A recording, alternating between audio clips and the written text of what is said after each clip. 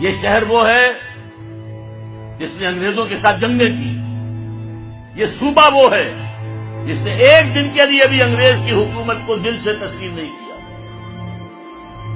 1944 تک، partition of India اور آزادی ہند سے 3 سال پہلے تک، ہندوستان میں جو سب سے آخر میں صوبہ فتح ہوا ہے انگریز کے ہاتھوں پر وہ سندھ تھا، لیکن سندھی مسلمان نے انگریز کے اس حکومت کو ذہناً تسلیم نہیں کیا۔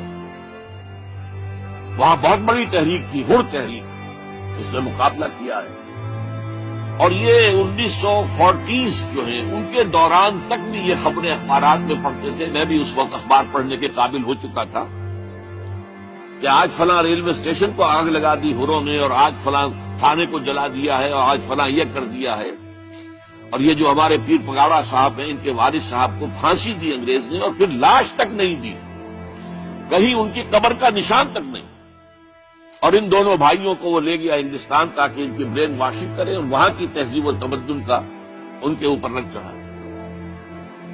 یہ کیفیات تھی کہ جس کی وجہ سے انگریز کو مسلمانوں سے خوف تھا، اندیشہ تھا کہ یہ مسلمان جو ہے اپنی کھوئی ہوئی حکومت واپس حاصل کرنے کے لیے کوئی بڑے سے بڑا قدم اٹھا دیں۔ انگریزوں کو چین سے نہیں بیٹھنے دیا۔ آپ سمجھیے وجہ کیا ہے؟ پنجاب میں کتنے کالج کھولے گئے، بھاولپور سے شروع ہو جائیں، S C college Bahawalpur, Emerson college Multan, Aitchison college اور Christian Forman F C college, پھر مرے کالج سیالکوٹ، پھر گارڈن کالج راولپنڈی، پھر ایڈورڈز کالج پشاور، اس سب میں قائم کیے، سندھ میں کوئی نہیں کیا۔ کیوں نہیں کیا؟ کبھی سوچا آپ نے؟ سندھ میں تو کسی پارسی نے کوئی مدرسہ کھول دیا، پھر مسلمانوں نے کوئی مل جل کے کوئی مدرسہ اسلام قائم کر لیا، انگریز نے کوئی نہیں بنایا۔ کیوں نہیں بنایا؟ اسے معلوم تھا کہ سندھیوں کے دلوں میں ہمارے خلاف بغاوت ہے،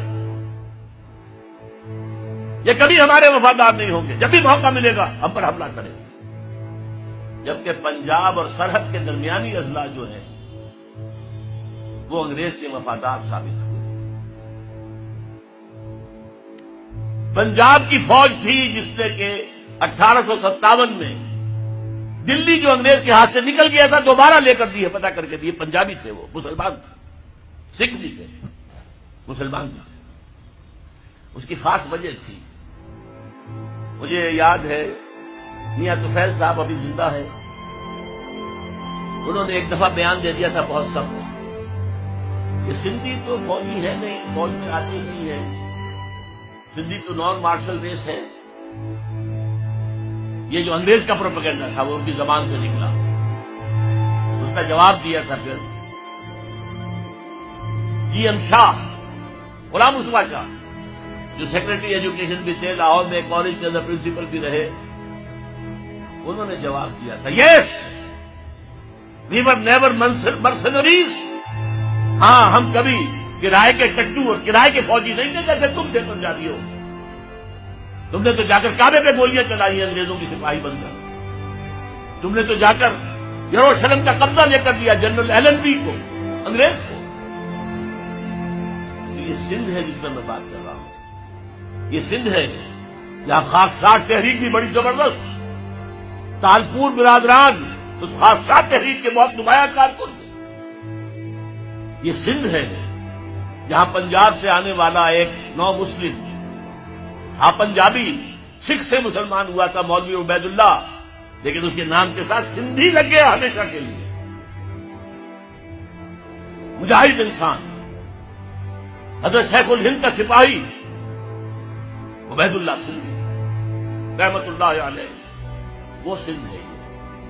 اور میں آپ کو اور بات یاد دلا دوں، سندھ واحد صوبہ ہے اس پاکستان کا جس میں کہ پارٹیشن سے پہلے بھی مسلم لیگ کی حکومت تھی،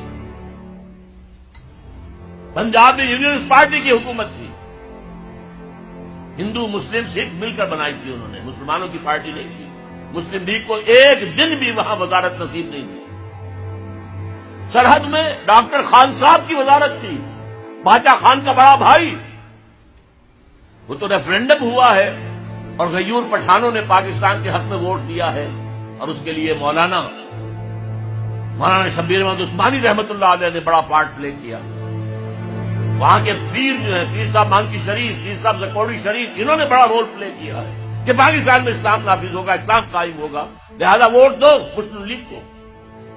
ورنہ ظاہر بات ہے کہ یہاں تو سوائے سندھ کے کہیں بھی مسلم لیگ کی حکومت نہیں تھی۔ اور جی ایم سید صاحب اگر وہ بعد میں جو کچھ اس ملک میں ہوا ہے اس سے بددل ہو گئے، ایک ریئیکشن ہوا ان پر، آخر ہوتا ہے، کیوں گردش بادام سے گھبرا نہ جائے دل، انسان ہوں پہ آلہ اور ساغر نہیں ہوں میں، ان پہ ایک رد عمل ہوا۔ ورنہ وہی تھے جنہوں نے 1943 میں کہا تھا، اے مائنورٹی پروونسز کے مسلمانوں، ہمیں یہاں ہندوؤں نے دبایا ہوا ہے، ہماری زمینیں جو ہیں ان کے پاس گروی رکھی ہوئی ہیں، سارا کاروبار ان کے پاس ہے، خدا کے لیے ہمیں یہ فن نہیں آتا، آؤ تم یہاں۔ ابھی پارٹیشن کا کوئی سوال نہیں ہے، میں 43 کی بات کر رہا ہوں، آؤ سندھ کے اندر تاکہ یہاں پر تم